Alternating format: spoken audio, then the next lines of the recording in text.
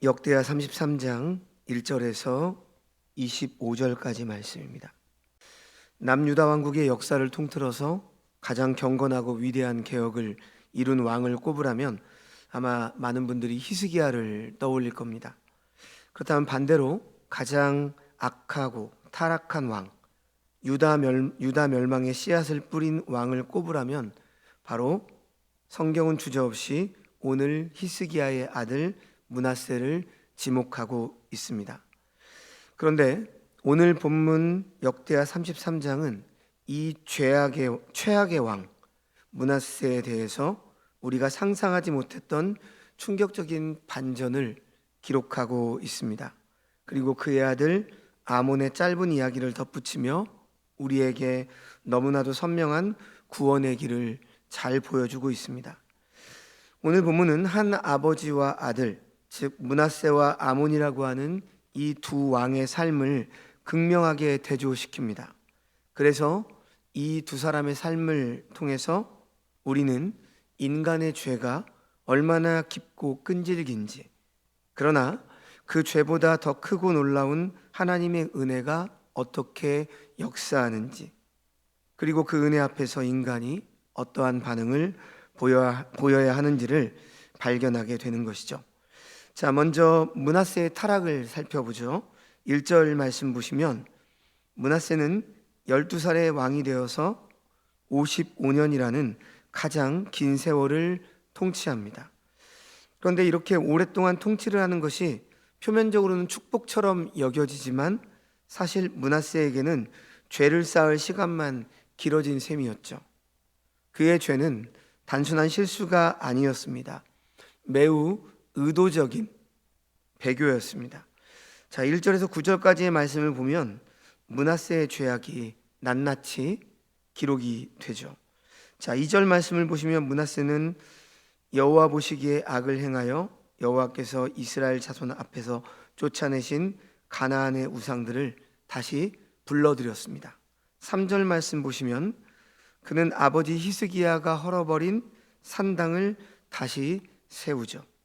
아버지의 신앙을 정면으로 부정한 것이에요. 4절을 보시면 바알과 아세라, 하늘의 일월 성신을 섬깁니다. 그런데 므낫세의 죄악의 절정은 4절과 7절 말씀을 보시면 잘 나타나 있습니다. 자, 어떤 죄입니까? 여호와의 전 안에 우상을 세운 일이죠. 하나님의 이름과 임재를 두시겠다라고 했던 그 거룩한 성전을 더럽힌 것입니다. 이것은 하나님의 언약에 대한 정면적인 도전이죠.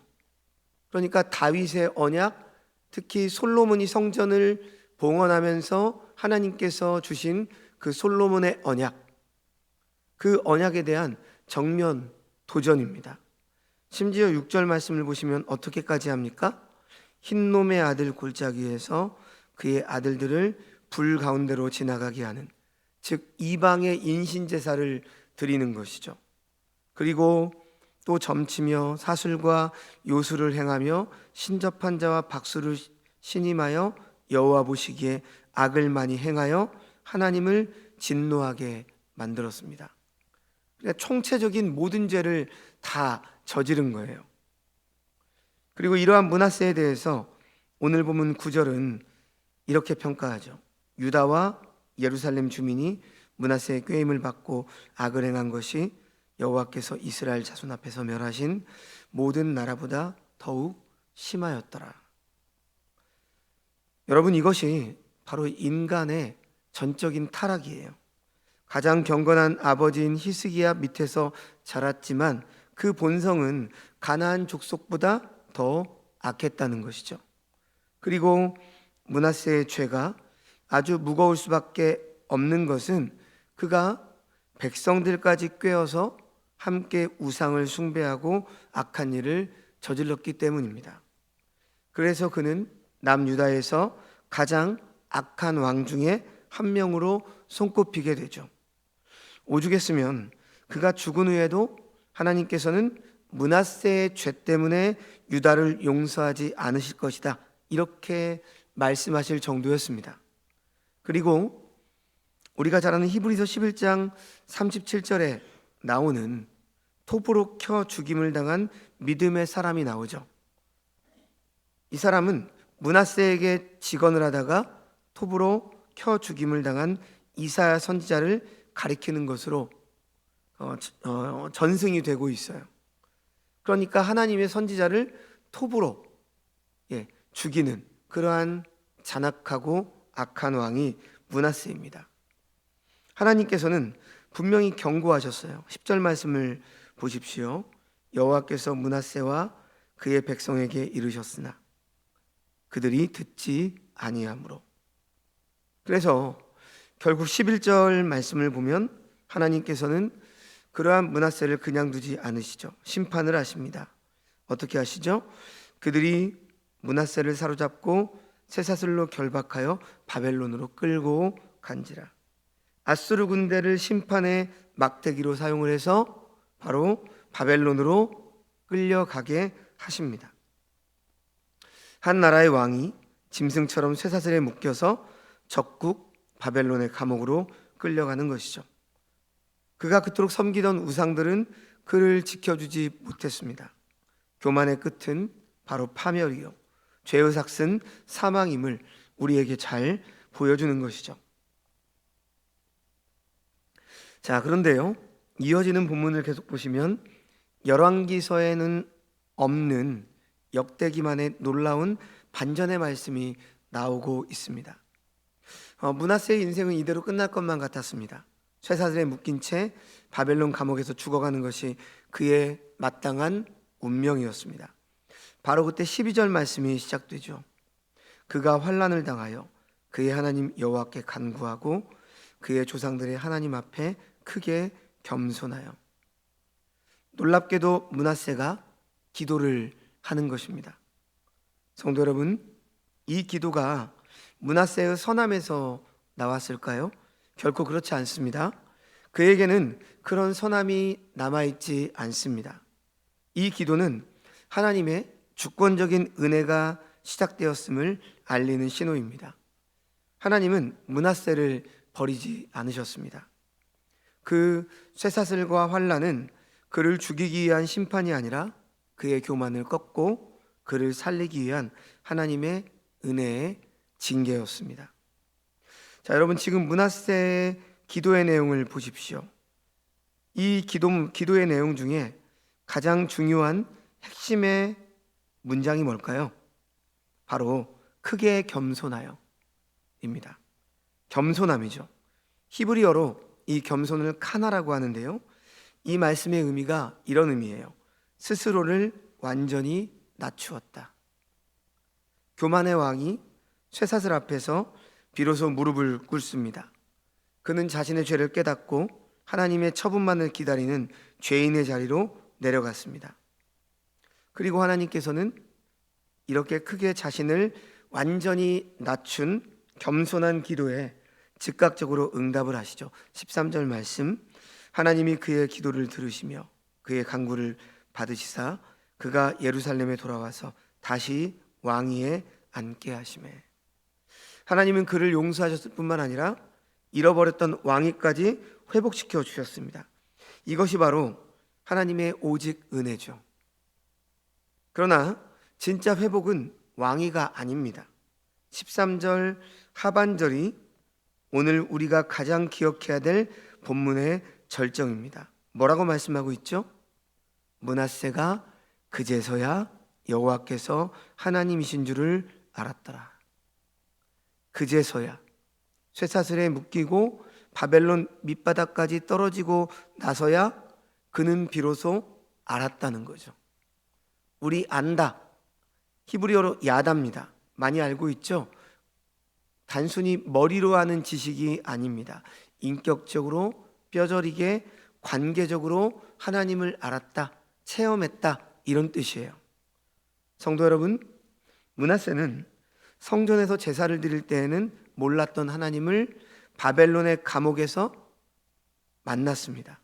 그러므로 이 므낫세의 이야기는 죄인의 괴수가 구원을 받는 이야기입니다. 그래서 이 이야기는 우리에게 이러한 교훈을 주죠. 아무리 악하고 죄를 많이 지은 큰 죄인이라도 므낫세 같은 자라 할지라도 하나님께 완전히 항복함으로 자신을 낮추며 나아가면 용서받고 회복되는 은혜를 입을 수가 있다라고 하는 것이죠.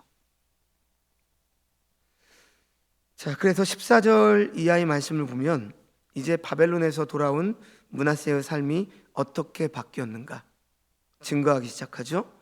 그 후에 다윗성 밖 기온 서쪽 골짜기 안에 외성을 쌓되 엄은 어기까지 이르러 오벨을 둘러 매우 높이 쌓고 또 유다 모든 견고한 성읍에 군대 지휘관을 두며 므낫세는 아버지 히스기야가 세웠던 성벽을 다시 견고하게 합니다. 그리고 더욱 국방을 튼튼히 하죠. 또한 유다의 성읍들의 장군을 보내서 국민들이 좀 더 평안하게 살도록 돕습니다. 그것만이 아니라 신앙적으로도 많이 달라지죠. 15절, 16절 말씀. 이방신들과 여호와의 전의 우상을 제거하고 여호와의 전을 건축한 사내와 예루살렘에 쌓은 모든 제단들을 다 성 밖에 던져버리고 여호와의 제단을 보수하고 화목제와 감사제를 그 제단 위에 드리고 유다를 명령하여 이스라엘 하나님 여호와를 섬기라 이렇게 지시를 하죠. 므낫세의 신앙개혁이라고 할 수 있는 대목이죠. 그는 확신을 가지고 자신이 세웠던 모든 제단들을 다 정리합니다. 그리고 백성들에게도 바알이나 아세라와 같은 우상이 아닌 하나님을 섬기라 이렇게 권했습니다. 하지만 므낫세의 회개나 신앙개혁에는 아쉬움도 있죠. 17절을 보시면 백성이 그의 하나님 여호와께만 제사를 드렸으나 아직도 산당에서 제사를 드렸더라. 므낫세가 성전이 있는 예루살렘에 있던 우상을 버린 것은 매우 잘한 일이지만 그는 하나님께 제사를 드리면서도 산당을 떠나지 못했죠. 그리고 이 산당은 므낫세의 손자 요시야 때 가서야 정리가 됩니다. 자, 계속해서 18절 19절을 보시면 므낫세의 회개 이전의 삶과 이후의 삶이 모두 다 기록이 되었다 이렇게 말씀하고 있죠. 그래서 지금까지 이 말씀이 성경에 기록되어서 우리가 읽고 교훈을 받는 것이죠. 성도 여러분, 우리의 삶이 이처럼 낱낱이 기록이 된다면 아마 우리의 등에서 식은땀이 흐를 거예요. 그래서 우리는 오늘 이러한 말씀을 보면서 더욱 믿음 안에서 신실하게 살아갈 이유를 찾게 되는 것이죠. 자, 이제 21절 이하의 말씀 보면 므낫세가 죽은 후에 그의 아들 아몬이 22살에 보위에 올라서 2년을 다스리죠. 자, 성도 여러분, 아몬은요 아버지 므낫세의 끔찍한 타락을 보았습니다. 쇠사슬에 묶여서 바벨론으로 끌려가는 아버지의 비참함도 보았어요. 그리고 그 아버지가 겸손하여 기도했을 때 하나님이 그를 기적처럼 회복시키는 놀라운 은혜도 목격했을 것입니다. 그러니까 아몬은요 아버지의 인생을 보면서 어떤 걸 배워야 됐을까요?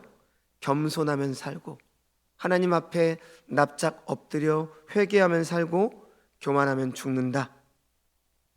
이러한 교훈을 그 누구보다도 생생하게 체험한 증인이었을 거예요. 그런데 그의 삶이 어떠했습니까? 22절 말씀에 그의 아버지 므낫세의 행함같이 여호와 보시기에 악을 행하여 아몬이 그의 아버지 므낫세가 만든 아로새긴 모든 우상에게 제사하여 섬겼으며 아몬은요 아버지의 죄는 그대로 따라 했습니다. 그렇다면 아버지의 회개는 어땠습니까? 23절 말씀 보세요. 오늘 본문에서 우리가 가장 두렵게 여겨야 될 말씀입니다. 이 아몬이 그의 아버지 므낫세가 스스로 겸손함같이 여호와 앞에서 스스로 겸손하지 아니하고 더욱 범죄하더니. 지금 아몬은 겸손함을 거부한 것이죠. 하나님 앞에 회개하지 않고 엎드리지 않았습니다. 은혜를 보았음에도 회개의 기회를 알았음에도 그는 스스로 마음을 더욱더 완악하게 한 것이죠. 더욱 범죄했다. 은혜를 거부한 죄는 더 무섭게 가속도가 붙는 거예요. 결국 그의 운명은 어떻게 되죠? 므낫세에게는 쇠사슬과 징계의 시간이 주어졌지만 아몬에게는요, 두 번째 기회가 없었습니다. 24절과 25절 말씀 보십시오. 그의 신하가 반역하여 왕을 궁중에서 죽이매 백성들이 아몬 왕을 반역한 사람들을 다 죽이고 그의 아들 요시야를 대신하여 왕으로 삼으니라. 아몬은 신하들에 의해서 죽임을 당하고 말았습니다. 북이스라엘에도 여러 번 신하들에 의해서 임금이 폐위를 당했죠. 그리고는 신하들 중에서 한 명을 보위에 올렸습니다. 그래서 약 200년의 북이스라엘의 역사 가운데 9개의 왕조가 있었어요. 그런데 지금 남유다에서 임금이 신하들에 의해서 죽임을 당했습니다. 그런데 그 신하들 중에서 한 사람이 왕이 되지 않았어요. 아몬의 왕의 아들인 요시야를 새 임금으로 옹립을 시켰습니다. 당시에 요시야는요, 불과 8살이에요. 마음만 먹으면 그 아들도 죽일 수가 있었겠죠. 하지만 그렇게 하지 않았습니다. 아니, 하지 못했던 거예요. 왜 그렇습니까? 그것은 하나님께서 다윗과 맺은 언약 때문이죠. 네 등불이 꺼지지 않게 하겠다는 약속 때문입니다. 그래서 그 약속이 끝까지 이어져서 바로 우리가 잘 아는 것처럼 다윗의 후손이신 예수 그리스도께서 이 땅에 오게 되신 것이죠. 자, 오늘 말씀은 여기까지인데요. 우리는 오늘 말씀을 통해서 역대기 저자가 포로에서 돌아온 귀한 공동체에게, 그리고 오늘을 살아가고 있는 우리들에게 무엇을 말씀하고자 하시는 것일까요?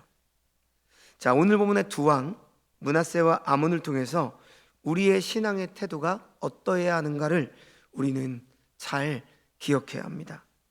자, 므낫세는 하나님 앞에 우상을 세워서 하나님을 모욕하고 하나님의 언약을 무너뜨린 매우 악한 왕이었지만 하나님의 징계 앞에서 자신을 낮추며 회개함으로 하나님의 은혜를 입었습니다.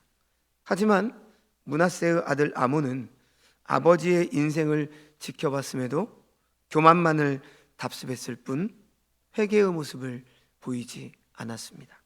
그리고 그로 인해서 결국 비참한 최후를 맞이하게 되었습니다. 그러므로 이 시간 우리는 므낫세를 바벨론 감옥에서 건지신 하나님의 은혜를 바라봐야 합니다.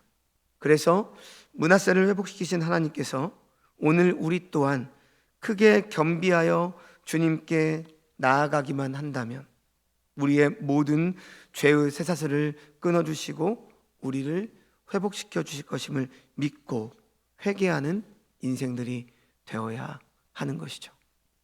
성도 여러분, 하나님은 우리의 인생길에서 환난과 쇠사슬을 허락하십니다. 하지만 그것은 우리를 망하게 하려는 것이 아닙니다. 우리의 교만을 꺾고 겸비함으로 이끄는 하나님의 은혜의 손길입니다. 여러분, 그 손길 앞에서 아몬처럼 마음을 완악하게 하지 마십시오. 므낫세처럼 크게 겸손함으로 주님께 엎드리십시오. 그래야 할 때 쇠사슬이 끊어지고 어둠이 물러가며 그제서야 여호와께서 하나님이신 줄 아는 진정한 구원의 회복의 은혜가 오늘 이 새벽에 저와 여러분의 삶에 충만히 임하시길 주님의 이름으로 축원합니다. 기도하겠습니다. 하나님 아버지, 우리가 므낫세처럼 교만하여 주님을 떠났을 때에도 징계 중에 우리를 버리지 않으시고 회개의 자리로 부르신 은혜에 감사를 드립니다. 우리의 마음이 아몬처럼 완고하지 않게 하시고 크게 낮아져 하나님 앞에 겸손히 무릎을 꿇고 회개함으로 주님을 더욱더 알아가는 은혜가 있게 하여 주옵소서. 고난 중에도 주님의 손길을 보게 하시며 징계 속에서도 하나님의 사랑을 깨닫게 하여 주옵소서. 오늘 새벽 우리의 마음을 새롭게 하시고 다시금 말씀과 기도로 주님께 돌아가게 하여 주시옵소서. 모든 말씀 예수님의 이름으로 기도합니다. 아멘.